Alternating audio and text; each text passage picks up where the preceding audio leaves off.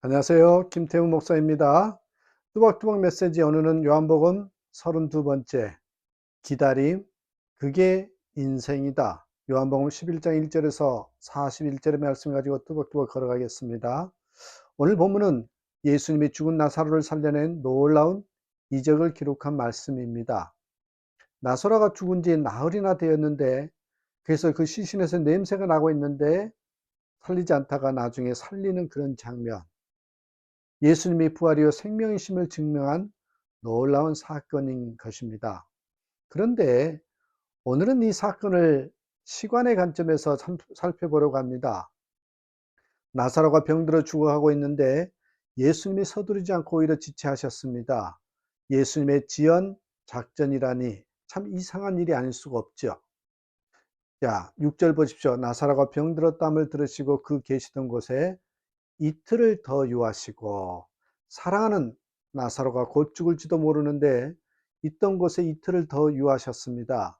이 전후 문맥을 살펴보면 급한 일이 있었던 것도 아닙니다. 그렇다면 정말 이상하지요. 베다니 마을 어귀에 겨우 당도하고도 마찬가지였습니다. 마르다와 마리아가 차례로 맞이하러 갔는데 예수님은 마을로 들어오지 않고 밖에 계속 머물러 계시는 겁니다. 자, 29절 30절에 보니까 마리아가 이 말을 듣고 급히 일어나 예수께 나아가매 예수는 아직 마을로 들어오지 아니하시고 마르다가 맞이했던 곳에 그대로 계시더라. 마르다가 예수님을 만나고 돌아가서 마리아에게 소식을 전했죠. 그 소식을 듣고 마리아가 급히 갔었는데 여전히 그 자리에 계신 거예요. 빨리 마을로 들어오셔야 할 텐데 왜 이러시지? 초상이 났다고 해도 급히 가야 될 텐데요. 생각할수록 정말 이상하잖아요. 자, 그러면 예수님이 왜 이렇게 하셨을까요? 다분히 의도적이었습니다. 일부러 시간을 지체하셨다는 겁니다. 11절에 보시면 이 말씀을 하신 후에 또 이르시되 우리 친구 나사로가 잠들었도다. 그러나 내가 깨우러 가노라. 나사로를 살리러 가신다는 말입니다. 그렇다면 지체하신 게 나사로가 죽을 때를 기다리셨다라는 말인가? 자칫 오해하면 예수님이 야속할 수 있습니다. 그런데 그 이유가 있습니다. 예수님은 전능하신 하나님의 아들이십니다. 중병에 걸린 나사로를 살린 것이나 죽은 나사로를 살린 것이나 매 한 가지입니다.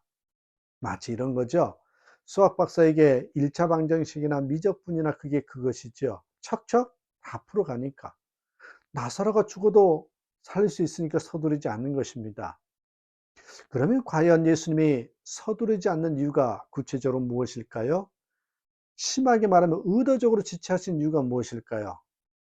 첫째는요, 예수님은 하나님의 영광을 밝히 드러내기 위해서 서두르지 않았습니다. 예수님은 나사로의 병이 죽을 병 아니라 오히려 하나님의 영광을 드러낼 기회로 생각하셨습니다. 4절에 보니 이 병은 죽을 병이 아니라 하나님의 영광을 위하며 하나님의 아들이 이로 말미암아 영광을 받게 하려 함이라. 기왕에 그렇게 된 것, 가장 크게 영광을 드러낼 수 있으려면 오히려 지체하는 게 좋다고 판단하신 겁니다. 하나님의 영광을 최고조로 드러낼 수 있도록 드라마틱하게 역사할 수 있는 상황을 만들어 가신 것입니다. 나사로가 병들어 있을 때 고쳐주시는 것이나 죽은 후에 살려주는 것이나 전능하신 하나님의 아들 입장에서는 그게 그거죠. 둘째로 여러분, 예수님이 서두르지 않는 것은 신앙의 연단을 위해서입니다. 예수님이 이 사건을 나사로 본인은 물론이고 마르다와 마리아 자매, 심지어 제자들의 신앙 연단의 기회로 사용하셨습니다. 15절 보십시오. 내가 거기 있지 아니한 것을 너희를 위하여 기뻐하노니 이는 너희로 믿게 하려 함이라. 그곳에 있었으면 그냥 병을 고쳐주셨겠죠. 그런 케이스는 여러 번 있었잖아요. 지금 제자들은 병을 고치는 예수님 정도로 알고 있습니다. 그런데 이번에 죽은 자도 살리는 부활의 주님이심을 보여줄 수 있게 됐다는 뜻입니다. 아직 마르다나 마리아의 신앙이 온전치 않았거든요. 21절 보세요. 마르다가 예수께 여짜오되 주께서 여기 계셨더라면 내 오라버니가 죽지 아니하였겠나이다. 마르다의 신앙 수준이 어떤가요? 예수님의 병은 고치시지만 죽음의 문제를 해결할 수 없다고 생각하고 있었습니다. 신앙에 아주 좋다고 하는 마리아조차도 대동소이합니다. 32절에 마리아가 예수 계신 곳에 가서 배웠고 그 발에 엎드려 이르되 주께서 여기 계셨더라면 내 어아버지가 죽지 아니하였겠나이다 하더라. 예수님은 이제 나사렛 무덤을 갖고 그 앞에서 돌을 치우도록 지시합니다. 당시 유대인들의 매장법은 자연 동굴에 혹은 바위를 파서 만든 인조 동굴에 씻을 안 차고 이렇게 돌문을 이렇게 닫아둡니다. 그때 마르다의 반응이 어땠나요? 39절에 예수께서 이르시되 돌을 옮겨 놓으라 하시니 그 죽은 자의 누이 마르다가 이르되 주여 죽은 지가 나흘이 되었으며 벌써 냄새가 납니다.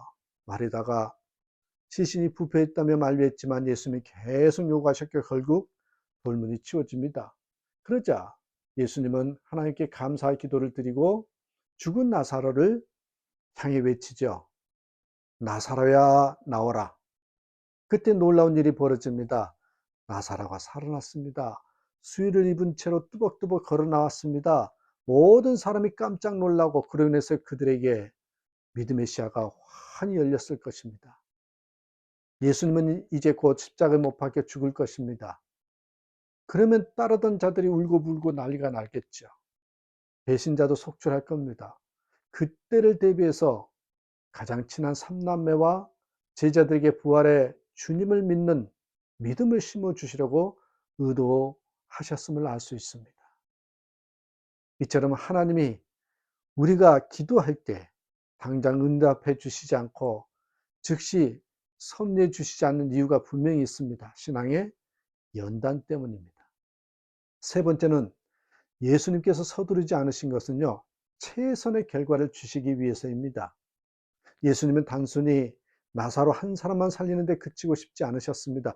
그 당시 유대인들 가운데 예수님을 오해하고 반대하는 자들이 많았습니다. 그런 가운데 예수님이 살아계신 하나님의 아들이심을 밝히 증거함으로 그들을 하나님께로 인도하기를 원하셨습니다. 그래서 의도적으로 지체하셨던 거죠. 유대인들은 초상이 나면 온 동네 사람들이 몰려듭니다. 예수님은 그런 기회에 하나님의 영광을 드러내고 더 나아가서 많은 사람에게 하나님의 살아 역사하심과 예수님의 하나님의 아들 구세주이심을 깨우쳐 주고 싶었던 것입니다. 예수님이 나사로가 죽은 후에 당도하자 빈정거린 자들이 있었어요. 37절 보세요. 그 중에 어떤 이는 말하되 맹인의 눈을 뜨게 한 이 사람이 그 사람은 죽지 않게 할 수 없었더냐. 불신자들의 완악한 모습이죠.